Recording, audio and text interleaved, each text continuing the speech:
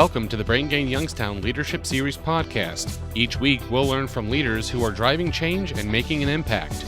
Now here's your host, the CEO of the Youngstown Publishing Company, Jeff Leo Herrmann. Today on the podcast, you are in for a wild ride.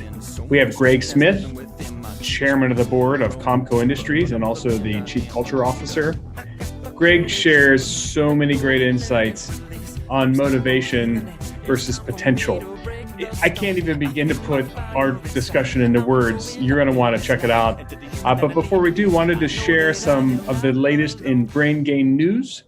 If you have the mid-November edition of the Business Journal, you can find it online. Or I have the print edition here, the print product here with me, right here on my desk. Article I got a lot out of: credentials training yields to job-ready talent. It's on page 6 of the mid-November edition. A young man, Zach Bush, student at the Columbiana County Career and Technical Center, also is working at Salem Welding and Supply. So in high school, he's already developing his career. And we speak to the shop foreman, Paul Sailing, and I quote Paul: "Bringing people in while they're young and teaching them is a lot better than having somebody learn something wrong throughout their life. It's a lot easier to teach somebody the first time," he says. Zach has been 100% awesome. He's come out of school with a lot of information and a lot of knowledge. That's something pretty consistent. The young, you can teach, you can mold them, you can train them in your image versus trying to correct bad habits that someone have learned over time. And then even Mr. Zach Bush, the student, says he'd rather be standing up than doing something than sitting in a classroom. And he doesn't want a desk job either. So he feels like he's on his way to a strong career. He's actually the first high school student to participate in the group-sponsored apprenticeship program through the Mahoning Valley Manufacturers Coalition. And of course, the MVMC are great supporters of this Brain Gain initiative. So I encourage you to check out this article to get inspired by Zach and the work he's doing at such a young age. And there's a lot more where that came from. We talk about CPAs and their profession and how it lacks diversity. So lots to cover in the mid-November edition. So please enjoy Mr. Greg Smith. Thank you for your time and attention. And I have to ask, please leave a rating and review. The podcast success is based upon ratings and reviews and helping it perpetuate along. So strap in for a wild conversation with Greg. It gets kind of funny at times, and I hope you enjoy it. And please always let me know what you think, and please let us know what you're doing to support the Brain Gain. Thank you. Greg, I think we need to start up with warm-up exercises. You're a pro at this, right? You're the coach. Yeah, but we'll be spitting on each other, and you can't do that during COVID. So how do you handle that type of coaching? Well, as far as warming up, I would say, humming with your mouth closed. Mm-hmm. Try to relax the back of your tongue so there's no tension. Try to keep this relaxed. Try to go up into feeling it vibrate up in here, all the way here, and then down in here.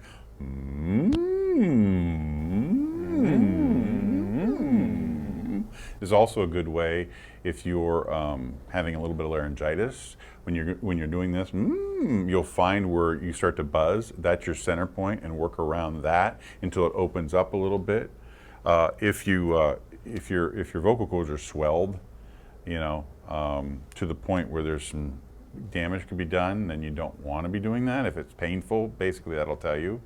But when you have laryngitis, it just means there's some excess swelling, and you got to get the blood flowing in it. So your voice is your instrument, right? Yeah. And you could tune it. It's just like you tune a guitar. Oh, yeah. I mean, you can talk down in here. You can talk up in here. Wherever you need to talk. Yeah. Right. I think part of what we want to accomplish in this podcast interview is refining. I'd love help refining my vocal range. Okay. Right? So. Oh, all right. But this is all good stuff. Steve, we're keeping all this footage because this is gold. We're thrilled to be here with Greg Smith today. The Brain Gain Youngstown Leadership Podcast. So much to share. Greg, I mean, you're probably the most generous person I know, right? Well, thank you. From all the insights you're willing to share and how you're willing to help and how you've invested in the community. Yeah. So we want to dial it back a little bit, and we're going to get into the vocal coaching. I think we definitely have to hit that again now that I feel a little warmed up. But Okay. what did you want to do as a child? When you were, say, in middle school? What Well, did I aspire to think do? I wanted to be a politician. I really did. I loved it. I used to study. I mean, I can tell you all the presidents. I sort history by the presidents. So if you tell me something that happened, I'll tell you who the president was. It's crazy. November 4th, 1980. Well, that was during, that would have been before Reagan, that was Carter. He got shot on November 4th, 1980. Okay. The only reason I know that is Mike. Well, it would have been, he wasn't inaugurated yet. Was it 1981? Yes.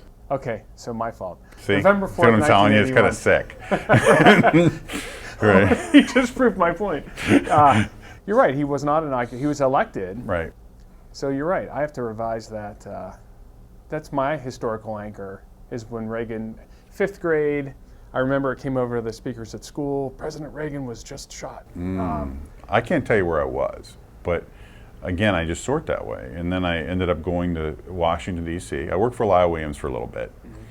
And then I went to college, and I came back and I went and worked for Bob McEwen. And I actually got to ride in the elevator a lot of times with Joe Biden, who might be our next president. Perhaps. And he actually is a great guy. I don't agree with everything he does, but he is a super, super human being. He's a really good guy. Do you think he will try to unify, assuming, Oh yeah, the statesmanship is coming back, and if that's not politically correct, I apologize. I'm not trying to be. No. I think we need more women in government. I think we need more women in leadership roles, period. Right. Do I want to see every movie with a women hero? Well, we're getting used to it. Right. But yeah, I think the society has really kind of not done a good service for women, and we need to change that. So, given that, getting back into what I'm talking about is when I went the second time, what I saw, I could never be a part of. I have no problem supporting politicians and helping politicians. I don't want any favors from them. I don't want to be treated any differently, because I don't want to get into that sick thing.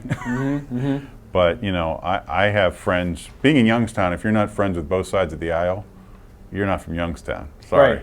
Right. I mean, we're all good people. We're all trying to do the right thing. We argue, fuss, and fight. But when Diamond Steel, when our company burnt down, and I saw our competition come and help us get back into business, we might fight like cats and dogs, but relationship-wise, we have each other's back. Yeah, fight like family, right? I mean, we do, and it's a wonderful town, amazing place to be.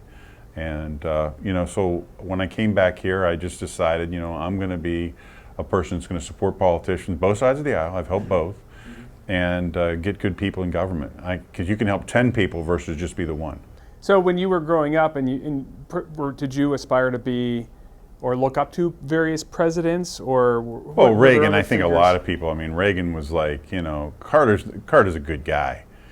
I just think, situational, and some people he had around him weren't the right people, right, and it caused him problems. Look at our current president. Hate him or not, COVID kind of cost him his presidency, and so did his attitude. Let's be frank about it. And I think those things just, sometimes timing is not good, but we're Americans. We're trying to do the right thing. Right. Did you have a favorite leader, say, as a child? Someone that you really looked up to? Oh, in what aspect? I mean, always my father. Right. Always my father. My grandfather. I lost my grandparents by the time I was 12. Both of them were very kind to me, very good to me. So I looked up to them. John Maxwell became quite a mentor for me in '96. Before then, it was probably Brian Tracy. Maybe a little splash of Tony Robbins when he was young. Right. Is that all that energy, and like you could change your life? He still maintains the energy, but it's very different, right? Oh yeah. Well, he's matured a lot. I mean, he's gone through 3 marriages, so I think that matures you a little bit. Absolutely. Right. Yeah, and he's losing. I attended Unleash the Power Within. I think it was in 2012. Yeah. I can't recall. And there was it was interesting. I want to run this theory past you. So, massive event, 3 days, intense, right? Literally round the clock intense. You're on your chair, you're yelling, you're screaming, you're hugging. It's like disco times 10. But there are times when he takes takes it down, right? He dials down the intensity, it's contemplation, meditation, mindfulness. I believe, and you can tell me, have you attended one of these events? I was in Hawaii with him in 1993 when the people burnt their feet and he got sued. Yeah, I was there. Okay. I did the coal walk, but it was a quick little jaunt across the coals. But, that really is back in the day, as they say. Yes. But my theory, though, is that he pre-recorded, obviously a lot of things are pre-recorded. And during those times when he's not on the stage and he goes to those kind of more contemplative, meditative situations, he just goes back, takes a break, pushes, his team pushes play on the recorder, and as he's sharing these thoughts, that that's his couple hours to relax and refresh. Do you really think he runs it personally the entire program? Or do you think he does a lot of live on tape work? I think he does a combination of everything. He does what's effective. I think he tries to be effective. I know when he gets going, his energy is one of those unbelievable energy people. Right. All right. And you could say he does this, he does that. Everything he does enhances what he does. But there's a part of, he was kind of developed that way from a young child and learned to be that way and developed his body that way. So the stuff he does, like the special vitamins and all that stuff, I'm sure help enhance it, but it's not the main reason. Right. Well, he believes in neuro-linguistic programming and changing your state. Yes, we can talk about that. Let me just be real clear about what NLP is. Okay. NLP is the study of excellence and trying to replicate that in other human beings. It's not to manipulate people. It's not to take advantage of people. It is to find excellence, figure out how it's done, and then model it. That's it. And some people have taken that to an extreme. There is no NLP course you can take over a weekend. And I'll go to the mat on that one. It takes years to develop these skills. And yeah, there are some quick fixes. There's some things you'll pick up right away. But to really become a master in NLP and really get good at it, it takes a long time. And then you don't want to become a robot with it, where you're always talking and using it, because then it becomes like, especially me who's been trained in NLP, I'll see it and I'll go like, oh, here we go. Mm-hmm. You're not being sincere. You're trying to use tricks. So, and it's achieving flow state. Is that the ultimate goal of NLP? No. I don't know that that's necessarily true. It could be, but flow and NLP are completely different things. Okay. Flow is when you're really in a state where time disappears. That's a good, and I'm telling you right now, when you're doing NLP, sometimes time doesn't disappear. Right. Yeah, just like when you're going to a trance, you get, what do you want to call it, hypnotized. Time goes away. It's when you are integrated with your body and your mind and everything's working in one unit. Time is, again, a theory. It's something we've invented. It doesn't really exist. Right. So wait, is NLP changing your own state to better communicate, or is it about changing others' states? Could be. So it's all of the above. It could be. You could be needing to change your state or change their state, or state management. Emotionally, a limbic brain runs our bodies. I mean, it really does. And if you can't tap into that, or you're not tapped into it, you're out of control. Or if it shuts down, there's been experiments where I shouldn't say experiments, where people's limbic brain, that ability to communicate with it, shut down. They can't make a decision, because we make decisions based on feelings, not based on facts and logic. And people go, that's not true. Oh yeah? Well, if you didn't believe in your facts and logic, you wouldn't make a decision. So there is a feeling there. In other words, right. If you're not confident in your facts, you're not going to make a decision. So there's always a emotional level of all decision making. All right, so this podcast is about leadership, and so many times we're talking about leaders that may be perhaps more dynamic or using emotions to convey. Oh yeah, well. But yeah. you're what I hear you saying is that you can be convicted and believe in your facts, and you don't have to be highly emotional if you're convicted. Well, it depends who you are. I mean, Stephen Hawkins, tell me what his emotional levels were when he talked. Right. When he was, he was a genius, and people saw him as a genius, so you didn't need that. When you're communicating emotional expression, I mean, think about a song. If you listen to a song, it was just one note the whole time, and it didn't go up or down, the volume didn't change, how long would you listen to that song? You wouldn't repeat it much. Right. There needs to be some expression, there needs to be some variance, and in both in voice and in everything. So it's about range. And so for leaders listening to this podcast, you work within your range, right? And it's well, not yeah, about, but I would push a little bit. Okay. Because here's the reason you push a little bit, because what you think your range isn't as big as it could be. So when you push it a little bit, it's not as bad as you think you are. It's not as out there as you think it is, and it also helps you, stretch yourself. Okay, so you're saying people should push a little beyond their range to really absolutely in everything. You always want to stretch yourself a little bit. Right. No, obviously, right. If you're not moving forward, you're moving backwards, and you got to grow. And the best times are when you're really, if you're uncomfortable, that's a good thing. That means you're really it's just when you're actually the person. It's great to coach that, but when you're actually in there yourself, it's a whole different ball game, right? Right. Right. But yeah, I mean, where do you grow the most? I mean, this is old hat here. What do you talk about when you grow the most? When things went well, or when things went wrong? When things went wrong. Right. That's where you grow. Right. Well, speaking of that, that's one of the areas we cover about leadership mistakes. So we might as well get into it right now. What do you feel like in your past, in your history, you've made mistakes that you've learned from? Like anything you'd like to share? Every day. I mean, one of the most recent ones that comes to mind is we were somebody was complaining about the restrooms out in the shop at our company. We have a manufacturing company called Compco, and they were complaining about the restrooms not being cleaned. And I decided, in my infinite wisdom as the COB, to create a slideshow that shows you how to properly take care of a restroom when you use it. And I showed this slideshow when I went home, and luckily for me, my company's set up in a way that you have access to everybody. So I got a phone call from one of the guys from the floor that used some colorful metaphors and told me where I could go stick it. And it wasn't meant to be against me as my character or anything like that. It was meant to be my behavior was wrong, and he wanted to correct that. So he was respectful, but he let me know my behavior was out of line. So I went back the next day and I cleaned every restroom myself, personally. Got down on my hands and knees, scrubbed the shop bathrooms, and there was 7 of them. Wow. Cleaned them all. I was exhausted, and I came back and I apologized. I got everybody together. I said, I apologize, the restrooms are clean, and I will hire somebody to do it. And I was able to regain the respect I lost for being a jerk. Right. So that person, he actually attacked the problem, not the person. Oh yeah, I mean, we don't tolerate that. Right. We don't. That's a huge If you get leadership. personal, the conversation's over till we cool down. Right. I mean, and I'll never forget back when I was a little kid, my dad always said, I want you to go to the office and just sit and watch. Where a gentleman by the name of Arnold Collins, a phenomenal man, was our CFO, and Jim Green and Mr. Bockinger used to get into arguing with each other, and they would scream at each other. And I said, aren't you going to do something about it? He goes, not yet, not yet, not yet. But the minute it got personal, he would get up out of that chair faster than the Roadrunner and get over there and say, that's over.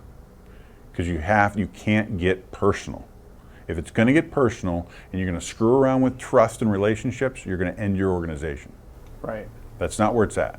Well, that goes to company culture, and so I heard you reference you're in charge of culture, and so many times there's pace-setting type of leadership where they attack the person, and you're not doing this, or you didn't do X or Y, where really it's about leaders should really attack problems. About the behavior, not so much we need to change the behavior and, not attack the individual.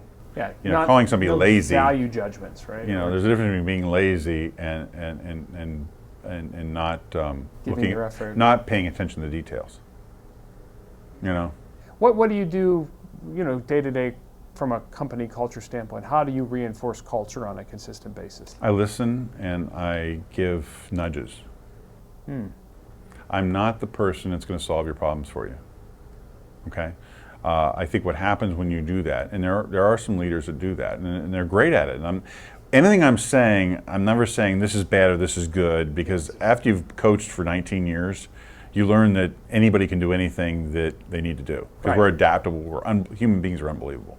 Do you have a set of core values that are published and you point to? We do, but now COVID's changed things, right? Yeah. People are working from home now, so you have to have the conversations and the storytelling, which are what human beings do. We are social animals. We are storytelling social animals, right? And we're meaning seeking. So when you don't sit around the campfires and tell stories, you don't sit around the lunchroom and tell stories. Stories is how we bond as human beings. They're how we actually communicate everything. And people go, oh, we're not, yeah, storytellers are the highest paid people on the planet. They are. Right. And we use metaphors all the time because we have to have similarities, because that's how the brain functions. The brain lights up for stories. So when you're not telling stories and having that human contact, 3 things the brain needs. It needs glucose, right? Sugar, right? And that's natural sugar, ladies and gentlemen. Right. It needs oxygen, right? Or it dies. And believe it or not, it needs relationship or it shuts down. Wow. It shuts down. Remember Castaway when he went whack job and he had Wilson? He had to invent a friend. Right. Because you go wacky. Human beings have to have relationships. So we have gone to a society that's now, said, oh, you can't see those people. You can't touch those people. You can't be around those people. So, our office, a lot of people work from home. I haven't seen people that I enjoyed seeing every day. I haven't seen them. Mm-hmm. And, you start to go different directions and that connection starts to go. Out of alignment, yeah. So there's a real challenge, and Gallup put out a great article on, things we have to do to work on the culture with this COVID situation when people are working from home. You have to maintain communication. You have to maintain storytelling. You have to maintain just talking to people rather than it's all business. So right, we have calls. Oh, I have a Zoom call that's going to run from 1 to 1:45, then I have to jump. So you're saying perhaps set up calls that are intentionally focused on socializing. Yeah, and that's hard for some people. I mean, it's just like, it feels we all belong to organizations where churches or service clubs where the one person takes care of the sick and distressed, right? Right. And they're really good at it. Right. Like, you got to find that person in the organization that's going to keep in contact with people. Who's that person going to be? And yeah, should everybody do that?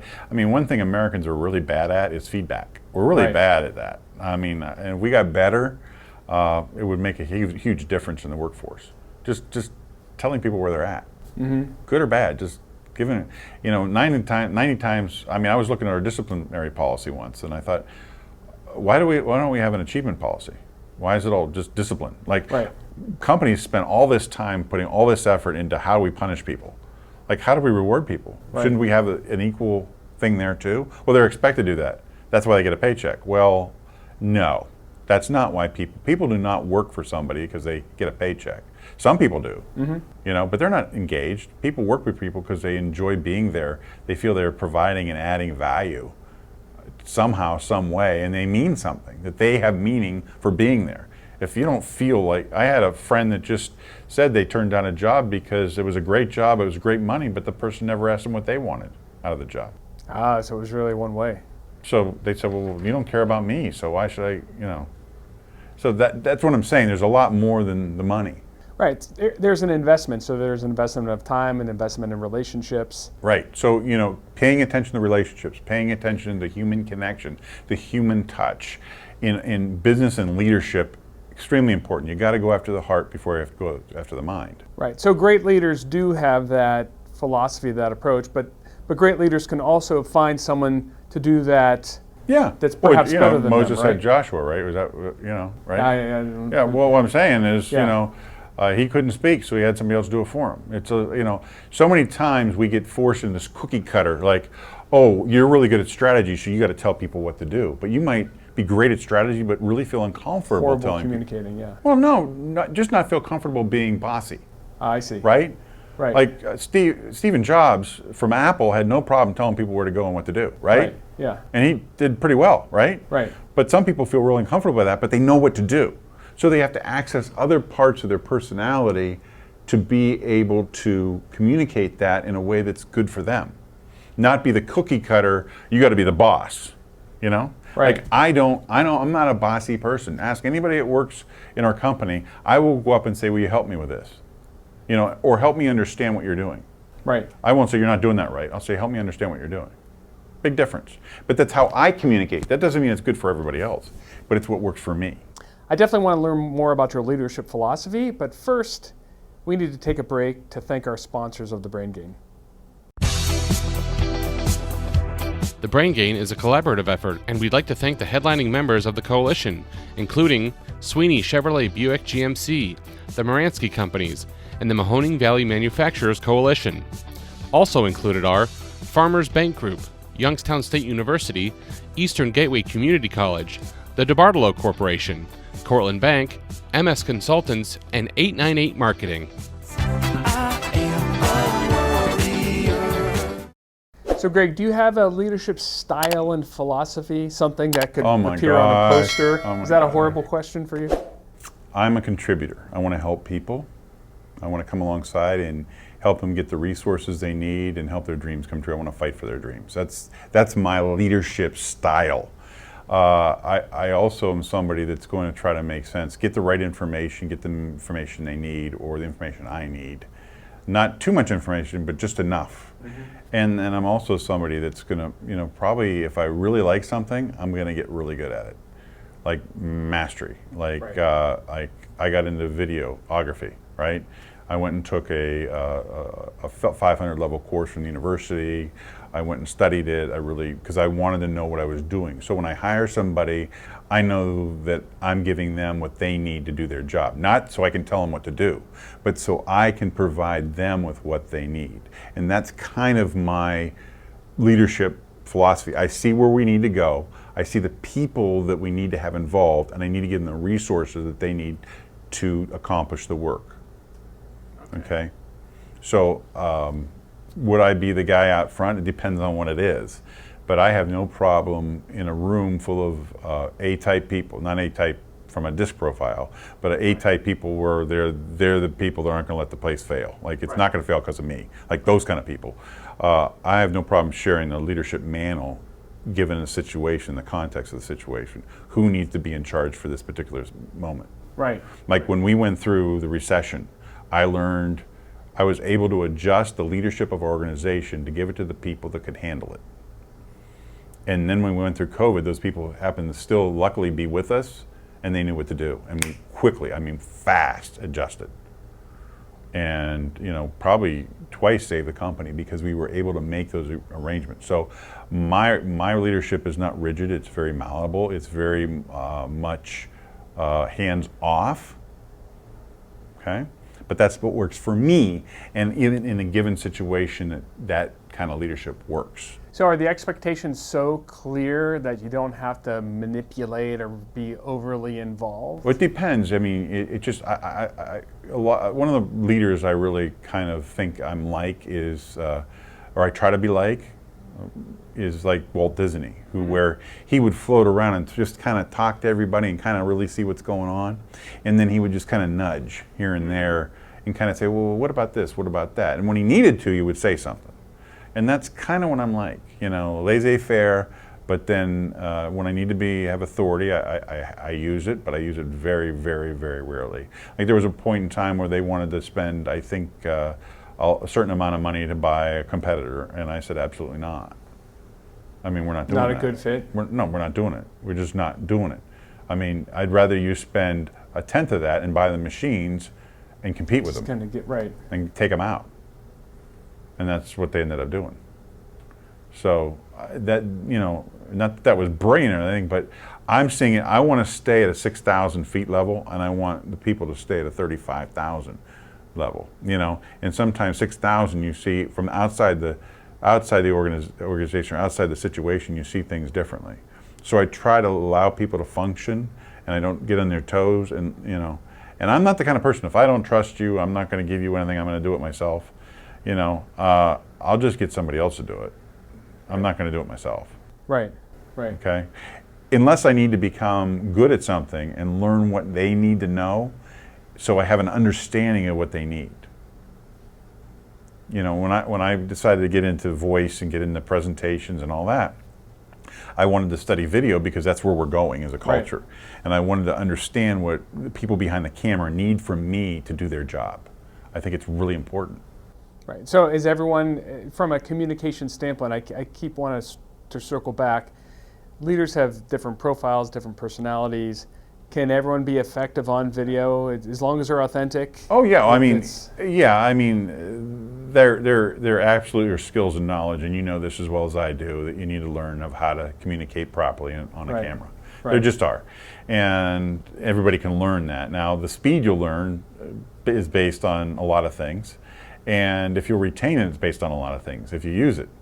But, again, we're getting into a lot of theory here about human beings, to me, highly adaptable, and there's no one way to do something. So let's just look at it like that. I mean, I have certifications and assessments that have 635 quadrillion to 1 odds of 2 people being the same, and I have other ones that are like the disc profiles 24 to 1. Is there a favorite tool? You mentioned disc a couple times. Do you? No, I don't. I'm not really a fan of disc at all. So if you use it, I'm sorry. I've just been doing this for 19 years, and I have my master's in this through Gallup, and I think there's a lot of tools and they're all useful, but I think DISC is overstretched because it's only behavior based. There's no motivation behind it. And here's a big lesson here. So if you haven't listened to anything I've talked about, here's what you listen to. Potential is not how you measure a human being. Potential is not how you measure. So you measure a human being by their motivation. If they have motivation towards, if they're motivated towards something, an end, then the chances of them having success are greater than if they have potential but no motivation. Well, I'm thinking this relates to the professional environment, but also the family environment. Absolutely. Thinking of kids. Oh yeah. Right? A lot of this is, Brain Gain is about really how do we connect kids to career paths. And I am guilty. I'm admitting this right now. I say to my one son all the time, he's very, feedback from teachers, very smart, just not motivated. Well, and how do you have to find what he's motivated in and then support that? Or this happened several years ago. I was actually down at the Cavelli Center, and I ran into a friend with his son, and his son looked really down. And I said, let's just make up some names. What's wrong with Bobby? Bobby got his report card today. I said, well, Bobby, what was it? What's the problem? I got an F in English. An F in English, really? He goes, yeah. I go, well, what is that all you got was an F in English? You only take one class? He goes, no. I go, what else did you take? He says, well, I got a C in social studies. I go, oh, good. And he says, and I got an A in math and an A in science. And I said, Dad, did you just pay attention to what just happened? He goes, what? He goes, did you see how excited he got about his A's? Well, yeah, I'd get excited if I got A's too based on what he did with his F. I said, you're not getting it. You're going to figure out how to get that F up through his A's. He goes, what do you mean? I said, you ever shot a rocket ship off, Bobby? He goes, what do you mean? I said, I'm not talking about the A or B class. I'm talking about the E class. We have to call the FCC. Right, to get clearance, right. Get clearance to shoot the darn thing off because they go up 2,000 feet. And you have to use liquid fuel. You ever done that? No. I said, would you like to? He goes, well, yeah. I said, Dad, you're now going to become a rocket expert. You're going to go buy a kit. And as he gets that grade up, you're going to start building that rocket. And if he doesn't, you stop. That's his motivation. And guess who he works for now? NASA? He works for NASA. Elon Musk, perhaps? He works for NASA. So this speaks to a problem in our educational system, they're switching to a right? strengths-based. 50% of the schools are now strengths-based models. But what I'm trying to tell you is everybody tries to think weaknesses are where you have to put your time into. Right. And here's the thing. Superman on Kryptonite can't do a damn thing, and he's kind of laughable, right? Right. And so is everybody listening to this call. Where you're not really good, you're laughable. I am too. But where you're strong and you're good, it's like Superman stopping a train and then coming over and squeezing you with the same strength he stopped that train with. You're dead. Right. So it's your strengths, it's what you're good at that can cause the greatest achievements or the greatest disappointments, not the weaknesses. So all the avenues is where you're efficient with energy, where you flow better, where your mind clicks faster. That's where you find the answers. And then you can model those and look through those lenses to get other things done. So it's about finding people's strengths and then amplifying them. Right? Yeah, well, strengths is, again, we're using labels. Right. find where you're most efficient with what you do. Right. Right. For me, it's public speaking. It is taking risks. It is human interaction, one-on-one stuff. That's where I really, my energy flows. Like if you tell me, hey Greg, geez, there's 1,000 people downstairs, can you go talk to them? I go, yeah, Yes. sure, great. What do you want me to talk about? As we're walking down the elevator, I'll say, what's your objectives? How are you going to measure success, and what's your value if I achieve those two things? Those are what I'm going to be asking. Then I'm going to get on stage and I'm going to go, and I'm not even going to think about it, right? And people go, whoa! And there's other people listening to this right now who go, I love that too. Right. Right. So it's where, and sometimes what I've learned too, you could be naturally good at something, but because you haven't had the skills and knowledge and the training, you don't feel comfortable. That's a different thing. Right. You can always train. So there's a degree of exposure. So everyone needs a sampling or a distribution of You have to learn to exposures. trust yourself. You have to have successes that give you confidence, that give you opportunities, that give you your life. This notion of don't focus on potential, focus on their motivation. Right. What tools or how would you diagnose that? I mean, is that just through observation? You just Is see it where through they're testing? leaning. What are they talking about? What are they interested in? And maybe someone's doing a bad job, but maybe they're just in the wrong situation. Or someone in one situation could fail, but in another I think situation... when you trust a human being, they have your back and you have theirs. They're fighting for your dreams and you're fighting for theirs. You got to try to find a place for somebody that fits. And I'm telling you right now, when we've hired where there's not a good fit, but we think there's potential, it's never worked. So potential is I never thought about that. It's when you hang your hat on potential, you're probably going to be very disappointed. You could get lucky. So it's you're projecting. It's you projecting they have potential. How many but it's times? not Honestly, the parents out there, you see the potential your children have if they did this sport or that sport or this activity or that activity, and they have no interest in it. Right. And you want to hit your head against the wall, right? Oh yeah. Because you can see it. Yep. But that until they find a spark, until they have an igniter, until they're interested, and Daniel Cole talks about that in his books about talent, the talent code and the Little Red Book of Talent, highly recommended, by the way. Daniel Cole, in fact, he's an Ohioan. Oh, okay. He is, and he also lives in Alaska. Good guy, great guy. But he did a lot of research, and that's what he said. You have to have the igniter. If the igniter for momentum isn't there, you're not going to develop a strength.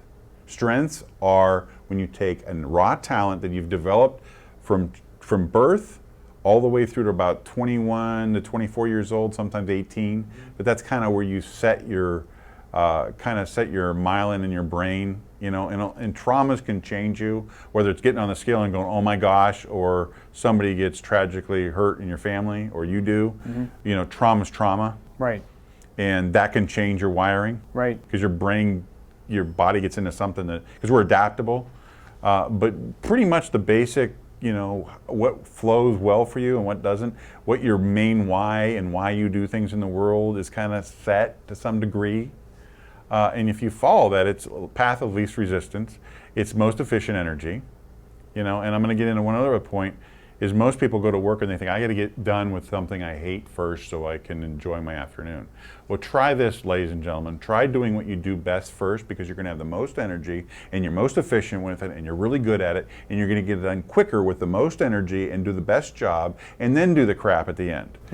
Right? Yeah. Because you're going to have plenty of energy for that. Right. But if you use up all your energy, because energy is Plodding limited, through, going through something that drains you, and then you get to the stuff you're good at, you're not really going to be as good as you could have been. Right. And that's where your value really is. Love it. So we're speaking on the individual level. Let's shift gears to this region, right? So you've invested a lot in trying to bring the region forward, change the narrative. TEDx. Bo Eason was in town. He was a fantastic speaker, shared great experiences. Danica Koska from Keller Williams was in town. I brought in, a few speakers. Quite a few, right? Scott Mann. Right. So do you see, is there anything that frustrates you about the region? Because, clearly there's been a lot of programming, we'll call it, outside perspectives, motivational, aspirational. Do you see that our region has a big challenge? Are we not living up to our potential? I feel bad even using that word now. Or do we have to find our motivation? Like, where's our momentum? Where do you think, like, if only we could do X? Like, what are you seeing something like a hurdle in our way? This is tough for me, really, because I love my town. I love the people in the town. I get along with mostly everybody. I really do. And I enjoy mostly everybody. I think the problem is this, and I saw this, and that's why in my own life, when I'm in organizations, I'll only do a thing for 3 years, and then I get out because I want new blood, fresh blood. Right. I think there's people that held on to power too long, and I think it's a problem in the United States Congress. I think it's a problem, where people just make it a career rather than a service. I see. And I think power gets you in trouble. And that's why we develop systems where there's check and balances. That's why the founders of this country wanted those things. They didn't want absolute power for people. And when you're going to stack the courts, when you're going to put more senators in, that's just going to give you one-party rule. And guess what happens with one-party rule? Hello. I mean, come on, let's be honest here. It's a power grab. Right. And you need to have that. Did we really have that in Youngstown? I mean, I was around when they were shooting people. D'Onofrio was shot when I was playing in Shinsky's yard, which was Congressman Carney's grandson. I was playing in their yard, and we heard the bang. We ran around. We saw the guy's brains all over the wall. I was around for those times. That was, you didn't mess with that, right? Yeah, right. And we went from that to just people controlling people controlling everything without getting new fresh ideas in there. And I think that's where you get stale. So you cling to power, it becomes... Well, it's just like in any organization, if you don't bring in, Gallup's done some great research on this too, if you don't bring in people from the outside and get fresh ideas, you're going to get stale. You're going to become a dinosaur. You've got to, expand. It's just races that don't, just interbreed, guess what happens? Yeah. Right? Right. You've got to increase diversify the pool. Diversify the pool. And that's important. And I don't think we did that in the leadership. Now we have some good leaders. I think Tressel's a phenomenal leader. I think he's, and I was shocked at some of the pushback when they were going to hire him. But he's done a phenomenal job, right? Mayor Williams, I think, man, he was a great leader, right? I'm not saying the other mayors haven't been good leaders. I'm just saying Williams was a different breed. And then he ended up, Obama tapped him. So we lost him. But that's the thing we need. We need to raise up good leadership and get behind it and then change the leadership. Right. Don't get stuck where a certain group of people run everything. Right. It shouldn't be a competition, a zero-sum game, right? It should really be just... Well, it's just like, I'm getting a little political. I don't mean to, but I think, part of this whole thing of not helping people during this election was so they were suffering a little bit before we went through the polls. Now, that's wrong. That's wrong. And I don't care what, we can play this game all day long. They didn't pass anything. It could be either side's fault. That was wrong. There were people that genuinely needed some help and genuinely needed something and are hurting in our country that don't need to be hurting. Now, why would they do that? It's for power. And I think a lot of times, unfortunately, Americans are greedy people. We just are greedy. Right. And we do things to what's best for us. Right. And it's worked really well for us, right? So competition leads to potentially greed, and your biggest strength could be your biggest weakness. That's what I'm saying. There you go. Yeah. There you go. Americans, if I could tell you a quick story. Sure. When I came home from school one time, and I noticed the flag in the backyard was still up, and my dad always took it down at 5 o'clock because there was no light on it. In the state of Ohio back in the 80s, you had to have a light on a flag or it was illegal. You couldn't fly it. They've changed that law since, and you can fly a flag in the dark, I guess. But he always took it down. Well, it was still up, and I thought, he must not be feeling well. So I went in and I decided I'm going to take the flag down. So I'm walking in the house. My dad comes out, madder than hell, grabs the flag from me, says, "Get up in your room."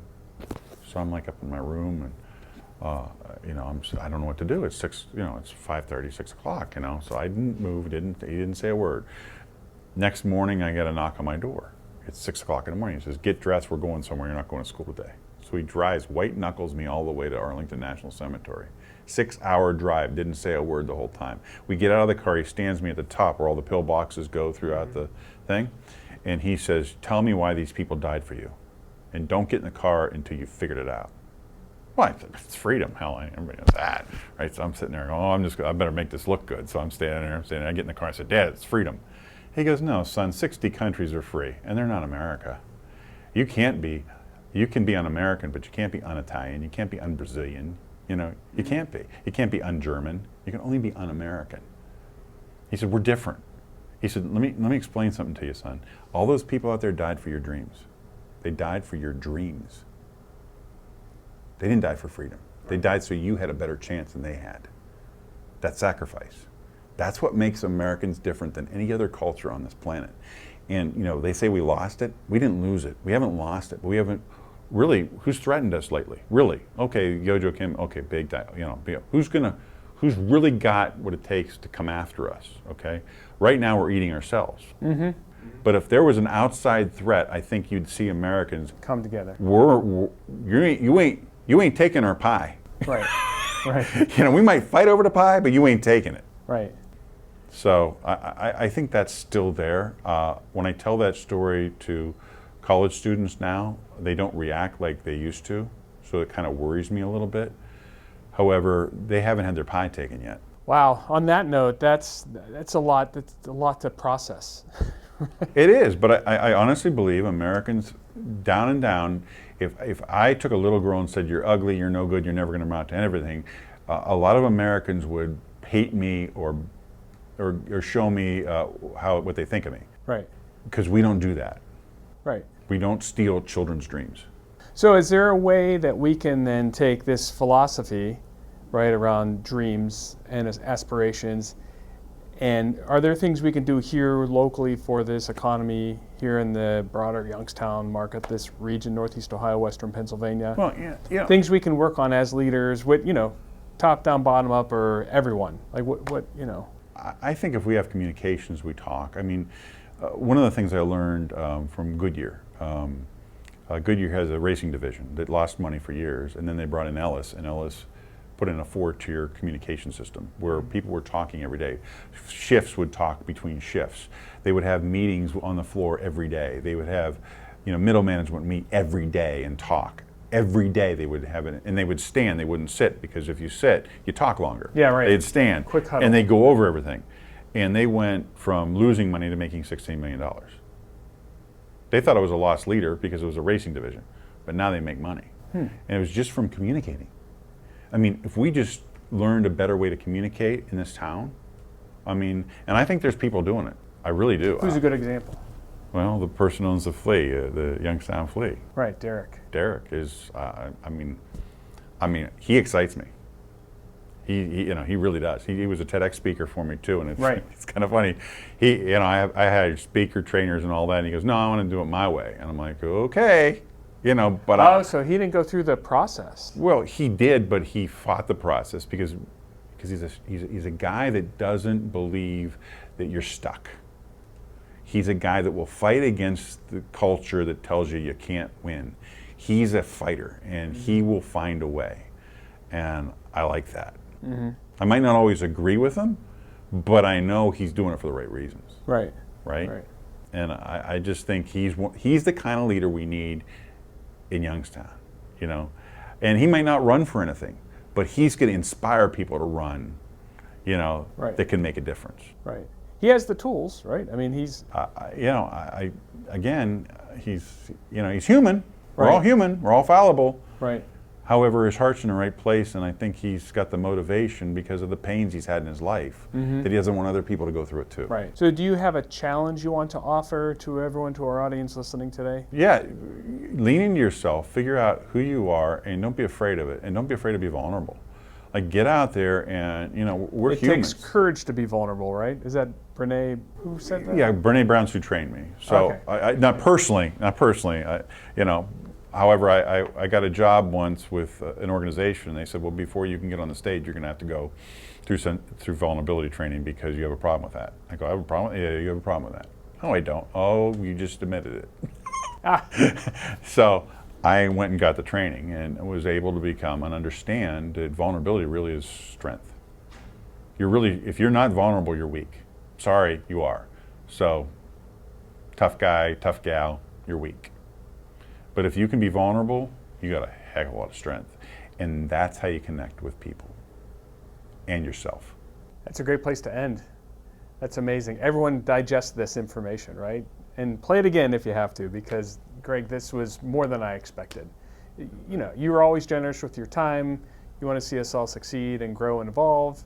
We learned, I can't even think about the key takeaways. There were too many to cover today. Yeah, we went all over the place a little bit. We did, but that's the point, right? Yeah. And I think we were kind of a mile wide and a couple inches deep. Yeah. But the good news is sets us up for perhaps another conversation. Yeah, we didn't need to do the voice thing, right?